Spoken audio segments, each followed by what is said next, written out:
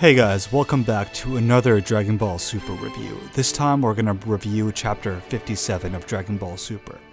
Now, I think I need to make it clear for everyone who watches my reviews. I'm going to start dropping more reviews this week.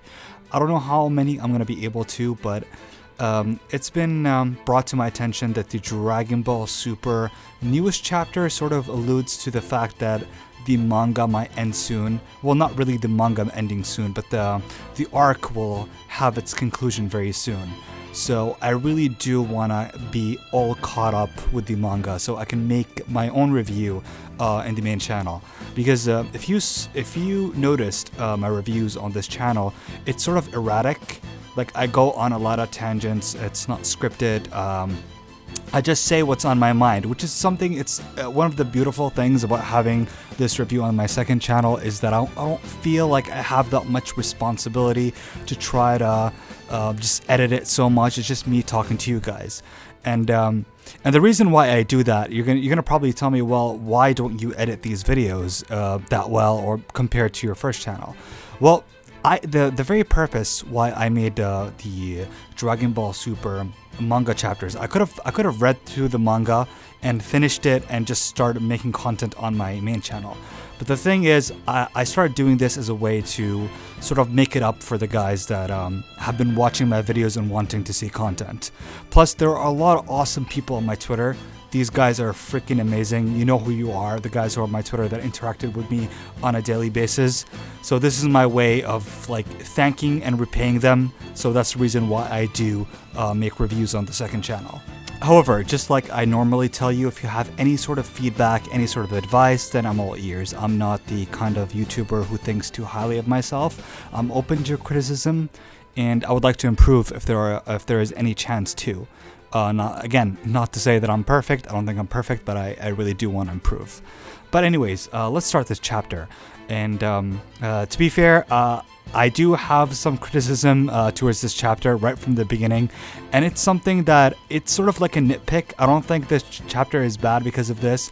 I just don't get why Toei Animation and Toyotaro, because I think they go hand on hand. I know that I like to mention them both in the same sentence a lot, but you have to understand that they really do go hand in hand, because it really does feel like Toyotaro works for Toei Animation. Like, that's how it feels, even though like he's sort of independent, but he does take notes from Toriyama. So Toriyama would give his notes. Well, supposedly, we don't know if that really happens, but what we're told that Toriyama does write the outline, sort of like he writes a specific sort of things. And in some interviews, Toriyama does admit that he wrote a lot of stuff, but I don't think that he has that much creative control. Like, he has the idea, but his staff, like, usually are the ones that dictate what happens. So here with the case of Bulma, I don't know what's this obsession with having Bulma being able to keep up with the fight and narrate the fight. Like, I'm not saying that she's insignificant, but it really doesn't add to the story to have Bulma trying to track faster than light characters fighting. Even if there was drones that supposedly maybe that makes the fight really slow so they can view it, I just really don't see the use of it. Like, it just doesn't make sense. This gives me a flashback to how Bulma was watching the fight in the Universe 6 arc. Like, why is she there?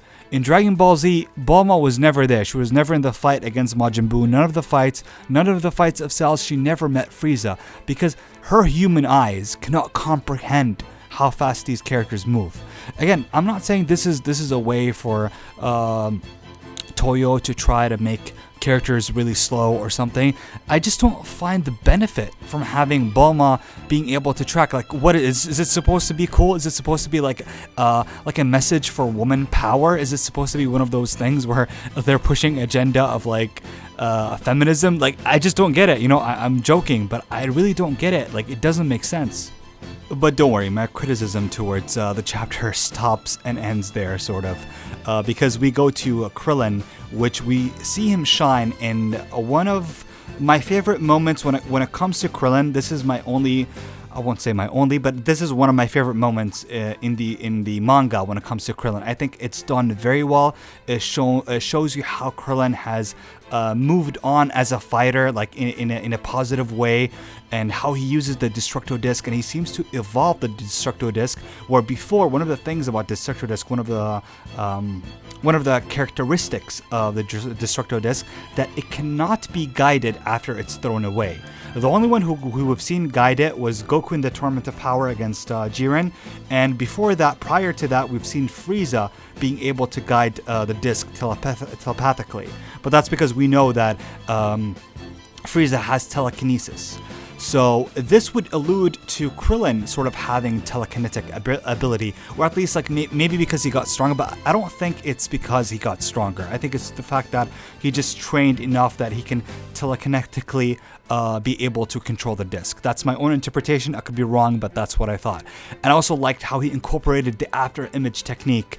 It's just sort of like a throwback to how Goku also used that against Frieza when he beat him on Namek, and he also used that against Cell. But yeah, he does that and he fires a Kamehameha technique, and it just wipes out Yombo, the guy who looks like Botamo, you know, the guy who eats a lot because he's fat. Ha ha ha. He's fat! So then afterwards we do move to Master Roshi, and we see his woes coming to light when he fights against these women, and it's implied that he tried to grope them or do something perverted, which again, it's something that I thought that Master Roshi has been able to defeat or overcome these urges. But again, it's Master Roshi, so it's kind of funny seeing how like his perverted nature comes to light and how it works when he fights against these women. And this is something that a trend that I like in this chapter. It really does highlight some of the humor and some of the characteristics of some of these characters, because Tien also is a character that is not known to be insulting, even though he has some really awesome roasts in Dragon Ball, like he roasts Yamcha. I know I'm going on a tangent right now, but one of the things that I really like about Tien is like his belligerent attitude at times.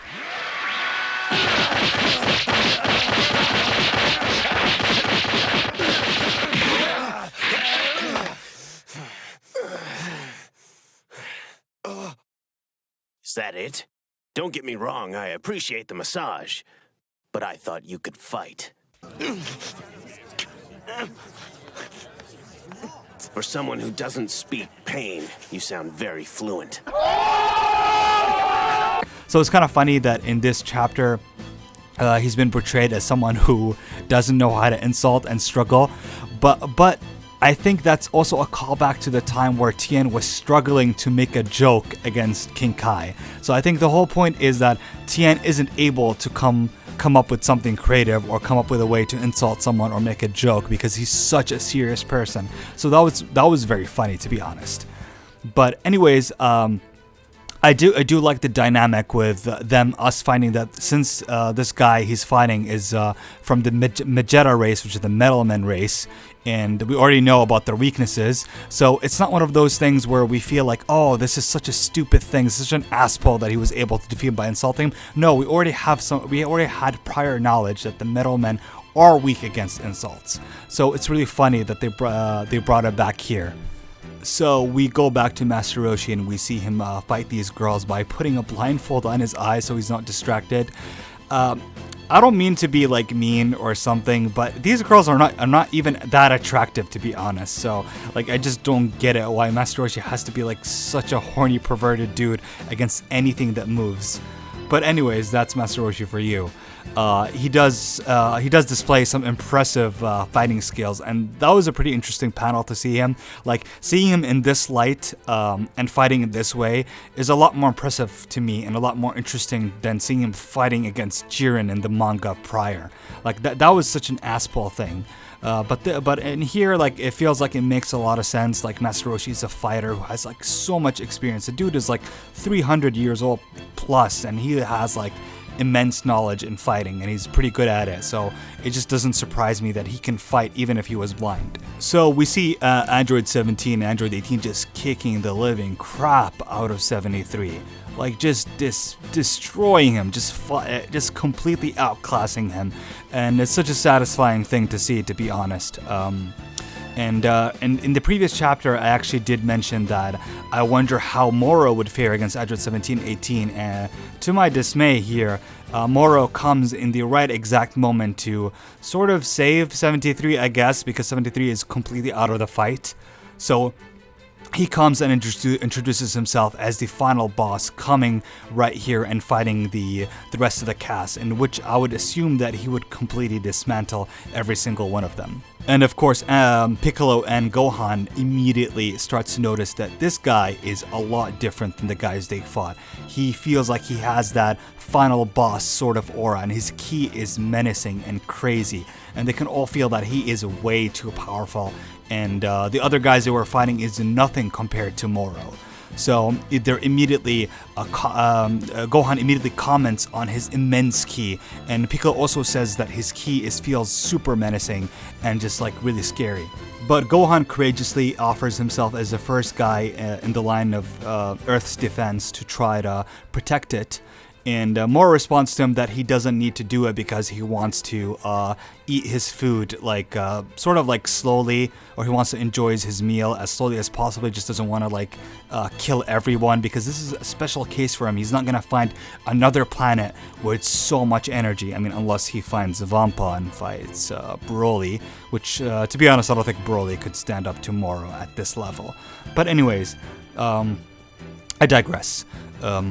So Sagambo, Moro's henchman, offers himself to be the guy who fights in place of Moro, and as soon as he wants to attack, Moro puts his finger behind his back and just gives him an insane surge of energy, just gives him a lot of like power and gives him an immense power boost, where he's able to take on like the likes of 17, 18, Gohan and Piccolo, supposedly overpowering them, all of them. That's a pretty crazy power boost, to be honest. Like, I'm actually interested to understand like how much power did he give him. But this is one of the many Moro techniques that is pretty insane. But with that, the Dragon team are all, without any exception, are all struggling. Krillin, Master Roshi, Tien, Yamcha, including the guys who are fighting Moro's henchmen, are all struggling, and they're on the verge of losing. And right before the BBW girl tries to like attack and maybe finish off Krillin, Goku comes in the right moment and just kicks her off. And he's like, "Oh, I'm sorry guys, I have a habit of arriving late."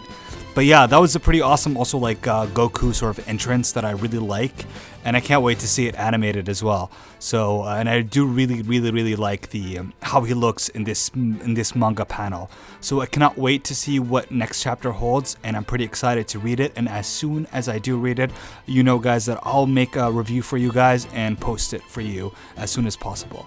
But if you enjoyed this video, then please, guys, like, comment, and subscribe. Peace.